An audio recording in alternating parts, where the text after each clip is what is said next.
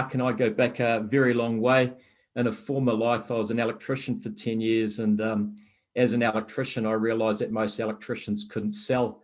So I did another apprenticeship of sorts, which was learning how to sell. And it's been a lifetime journey. And back in 2004, I founded SalesStar to grow a global brand from little old New Zealand. And now we're in 4 countries around the world. And we've helped many companies through a recession, both in the global financial crisis and obviously more recently with COVID. We do partner New Zealand Trade and Enterprise, and we've recently helped 60 of their clients in the last 6 months have rapid growth, and in a very unfortunate position. They can't travel, so we've had to lean on other strategies to help them grow. So I want to share some of those strategies today. There's a lot of content today, so I'm a little bit, generally I workshop this, but I will be going at a rapid pace. So we can pause and, have questions at a later stage, and this is going to be recorded, and happy for you guys to reach out and ask any questions over and above this. So just to give you some context, the strategies I'll be sharing with you today will help you get the attention of your prospects and get in front of more of your prospects. In a recession, here's one thing that happens. People get busy, companies downsize. So we're trying to get the attention of very busy people. So this will answer how you get the attention. How do you get the eyes, the ears, and the attention of your prospects?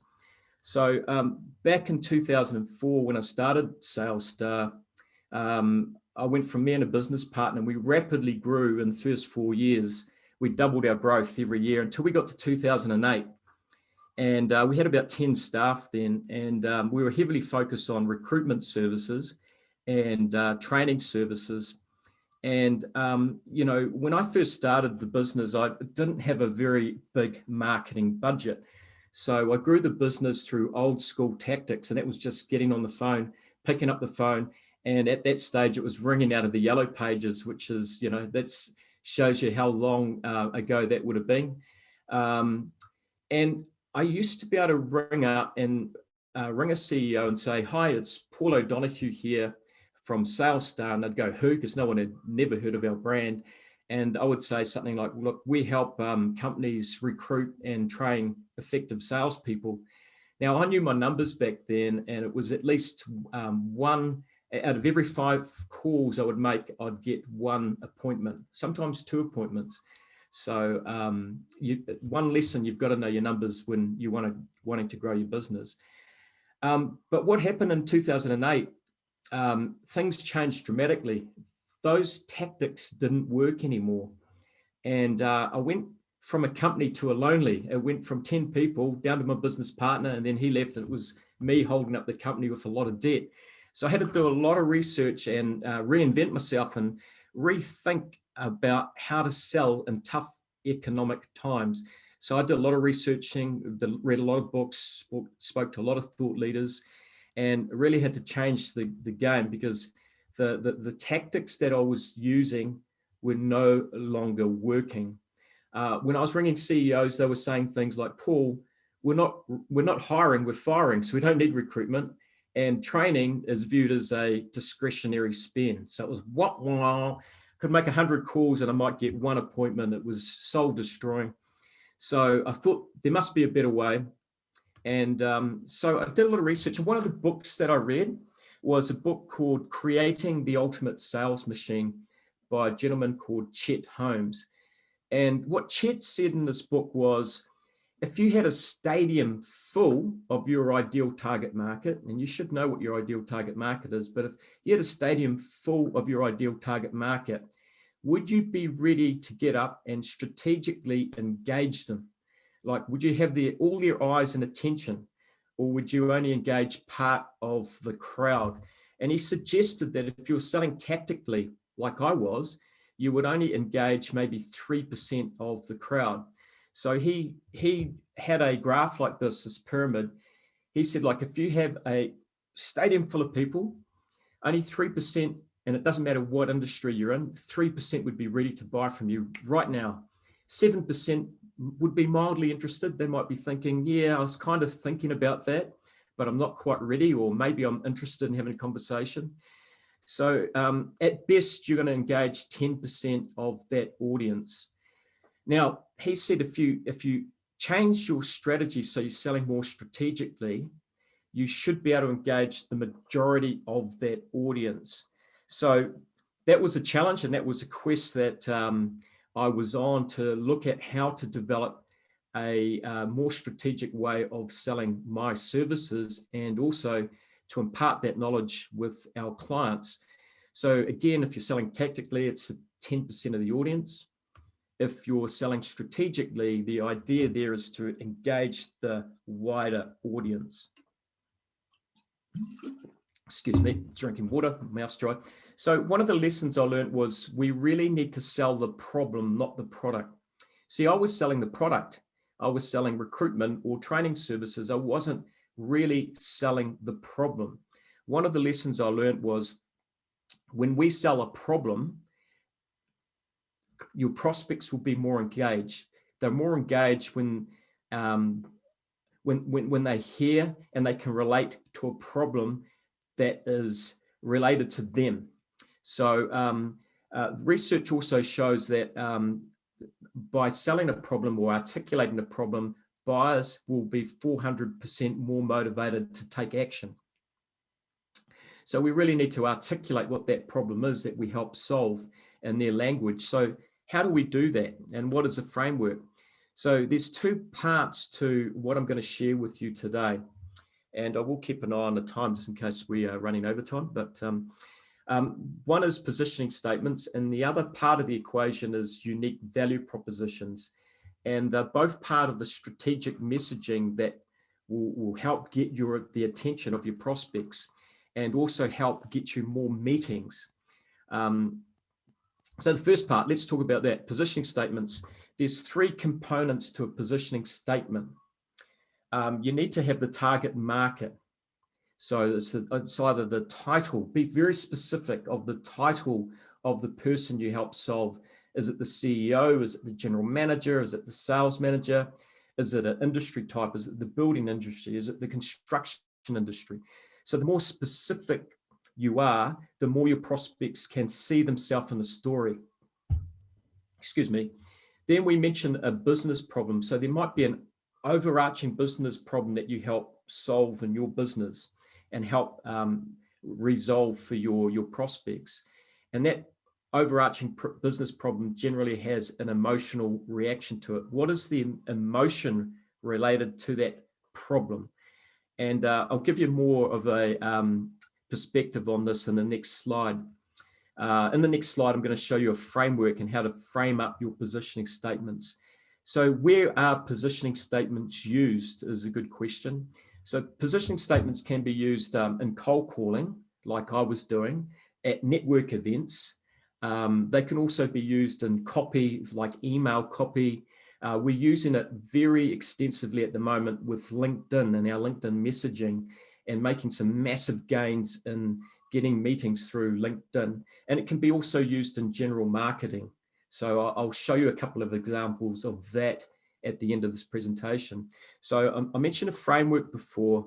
And so how do we take those three components and put it into a language, into a framework, which will get the attention of our prospects? So this is what we use. Now, this is a framework. You can use your own language. You can change words around, but the core components are those three components we just talked about: target market, an emotional word, and an overarching business problem. So if you remember before, what I said was I was calling my prospects and saying, we help with recruitment and training, and that wasn't working. So this is where I landed with my positioning statements. So imagine, I just want you to imagine for a minute that you're a CEO of the company, and I'm calling you, and it's hi, it's Paul O'Donoghue from SalesStar. Can I take a brief minute to tell you why I called? So look, we help CEOs who are concerned with how the economy has impacted their sales. So it's quite a move away from I'm trying to sell you recruitment and I'm trying to sell you training services. So Again, I've moved away from selling tactically to selling strategically. In this conversation, I have not mentioned product at all. I've not mentioned any services. I've not mentioned any features and benefits. So it's a complete move away to engage a prospect on the problem. So the prospect should see themselves in the story and feel it. Like the first thing they're going to realize is I'm a CEO, so I can see myself in this picture, who are concerned about, and this is the problem, how the economy has impacted their sales. Now, during the global financial crisis, there weren't too many CEOs, there were some who weren't concerned about the economy impacting their sales. So here's the acid test. When you develop a positioning statement like this, the cogs should be starting to turn on your prospects, and they should be thinking, that sounds like me. Tell me more. So that's the acid test. Tell me more. I'm interested. With prospecting, you've really got about 5 seconds to engage a prospect as to, why they should listen to you. So this is one of those strategic moves to get their attention, to earn the right to talk to them and tell them more about how you're doing it. So it should pique their interest. So here's a few examples of positioning statements. This is a manufacturing company, and I've highlighted the key words here. Manufacturing managers is the title. Frustrated is the emotion. Wasted is the overarching problem. We help manufacturing managers who are frustrated with the unnecessary wastage caused by inefficient processes. Okay, tell me more. What is it that you do? Here's another example. We work with construction companies who are annoyed with costly downtimes caused by late deliveries. Now, that annoyed in the construction industry might be a bit more expletive. Don't you think, Mark? Here's another example, positioning statements. We help IT managers who are worried about the risk involved with loss of data through interrupted power supply. Now, I would imagine if you're an IT manager and you didn't have good intervention around power interruption, you would probably stay up at night worried about the loss of data. So tell me more, tell me more. So that's the positioning statement. You can take a screenshot of this if you want. So that's the framework. We help the target market who are emotional in a word about an overarching business problem. So let's segue into the next part of the strategic messaging, which is all about unique value propositions, UVP. So what is a UVP? Well, the UVP, it helps sell the appointment, and it helps get more of the attention of that prospect. It helps articulate the value you would typically bring to a typical client like them. So at this stage, they'd be leaning forward in a conversation and going, when can you come and see me? Again, what I learned in the GFC is people don't have time for cups of coffees. Can I come and see you and have a coffee call? No, show me the money. Show me how you can add value to my business, and I'll make an appointment with you. So you pretty much need to sell that appointment. So a UVP helps sell the appointment. How does it work? Well, there's 3 components. Like a positioning statement, we like to keep things simple. It comes in 3s. You need a business driver. You need to have metrics, something measurable, and generally it's a movement over time. So let me give you an example of a UVP. So here's a great example. And this is from one of those NZT clients we're working with. We recently worked with an export company whose sales were impacted due to travel restrictions, and we've helped increase their sales pipeline by $840,000 in 2 months. So again, sales pipeline is that, if we go back a step, is the business driver. The 840,000 is the metric, and the movement is in 2 months. So when you combine the positioning statement with a UVP, all of a sudden it becomes quite attractive to a prospect that doesn't know anything about you. and or whether you're verbalizing this or if it's in a form of writing an email or any copy, it becomes quite an attraction magnet. So let's have a look at some examples based on the previous ones.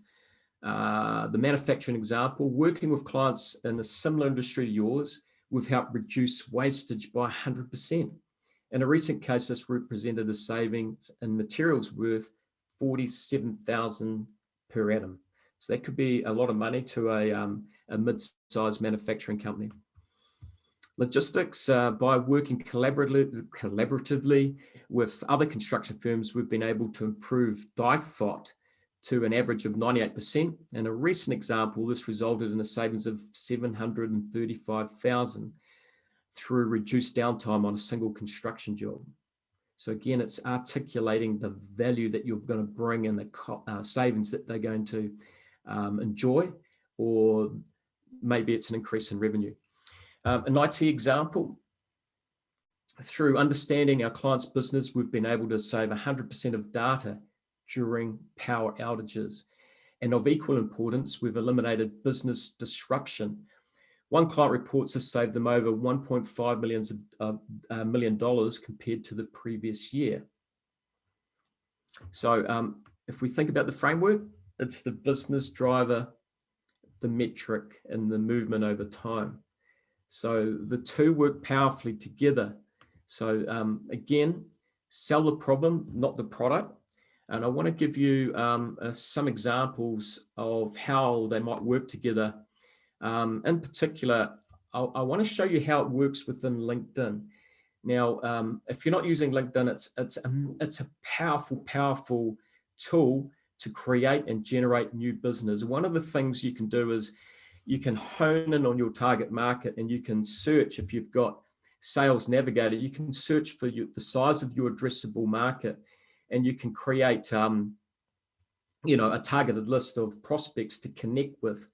And just like the networking event, the objective is not to sell in the first few conversations on LinkedIn. It's to have conversations.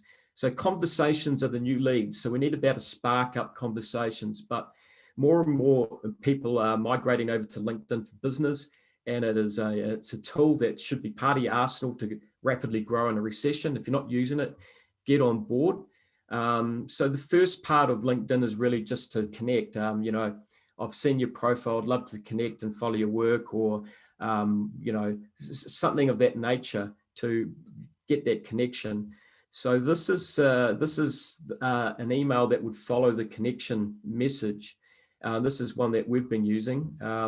So if you read this, it's, "Hi John, great to connect with you. I'm keen to learn more about your business. For your information, we help business owners who are concerned with how COVID-19 has impacted their sales." So it's a positioning statement. Right, read further. "We recently worked for export companies whose sales were impacted due to travel restrictions, and we've helped increase their sales pipeline by 840,000 in 2 months. And then being a bit more specific, using LinkedIn and virtual selling strategies."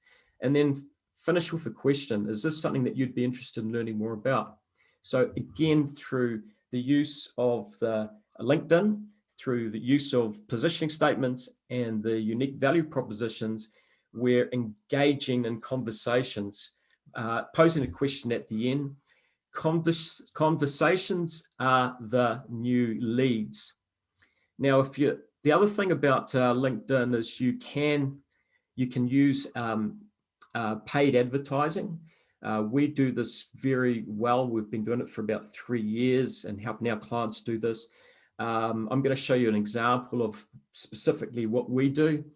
This is our lead magnet. It's a 1-page sales plan.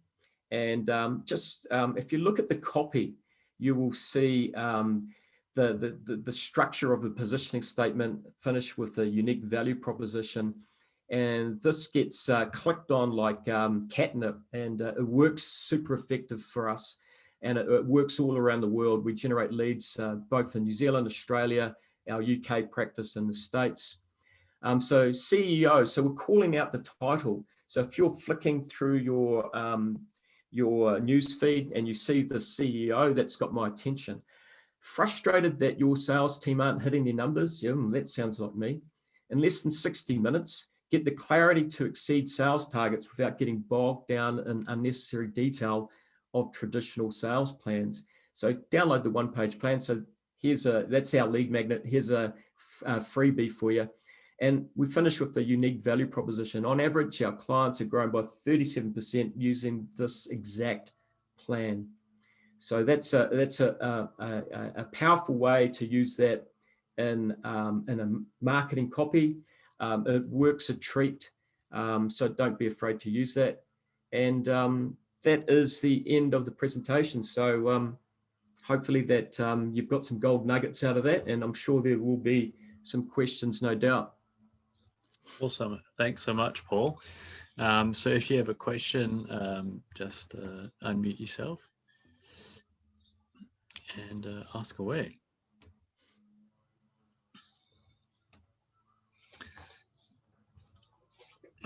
Did anyone have time to develop a positioning statement or a UVP in that short amount of time? I know we raced through it.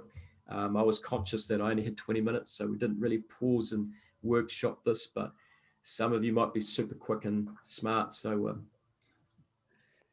Paul, I don't know about being super quick or even smart. I'm Garth Partridge. Thank you, Paul. That was fantastic. So I'm the National Groups Manager for the networking group. So I help Melanie and Mark and the members of the networking group. So what I wrote down while you were talking is I help our TNG members who are frustrated that they are not receiving referrals from their business network. Beautiful. To catch up with one of my members, change their 60-second pitch to focus on one service and be specific in asking for a referral. In the next 2 meetings, they received 3 new referrals that resulted in contracts valued at more than $6,700. Would you like to catch up with me and get even better results from your business networking? Beautiful. School teachers. Paul, do you think the average New Zealand SME, even medium-sized businesses, go about their, the front end of their sales, their prospecting in a structured format at all, or do they just shoot from the hip? Look, I think most people don't understand the science behind prospecting.